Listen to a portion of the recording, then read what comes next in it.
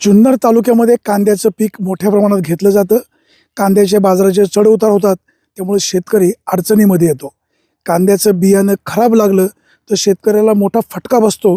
त्यामुळं शेतकरी आता कांद्याचे डेंगळे करून त्याचं बियाणं करणं स्वतः शेतकरी आता त्याबाबतचं नियोजन करतोय. आता या ठिकाणी ही भोरवाडी आहे. साधारण 2-2.5 एकर किंवा त्यापेक्षा जास्त क्षेत्र असेल, कदाचित 3-4 एकर सुद्धा एक क्षेत्र असू शकतं. या ठिकाणी या शेतकऱ्यांनी कांद्याचं बी तयार करण्याचं धोरण राबवलेलं आहे. कांद्याचं बीसुद्धा स्वस्त नाही, 4,000 रुपये किलोप्रमाणे बी मिळतं.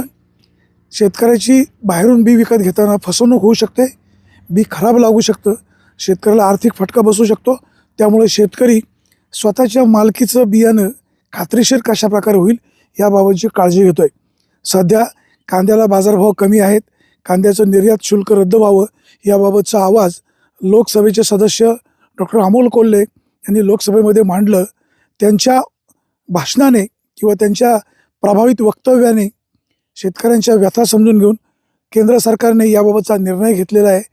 लोकसभा सदस्य डॉक्टर अमोल कोल्हे यांना मनापासून धन्यवाद. शेतकरी सध्या खूप अडचणीमध्ये आहेत. शेतामध्ये पिकवलेल्या कुठल्याही पिकाला हमी बाजारभाव मिळत नाही.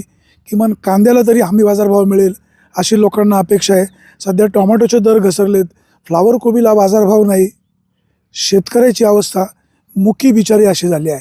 केंद्र सरकार, राज्य सरकार शेतकऱ्यांसाठी भरीव काही करेल असं सांगतात, परंतु प्रत्यक्षात मात्र काही होताना दिसत नाही. सुरेश वाणी, विघ्नर टाइम्स, भोरवाडी.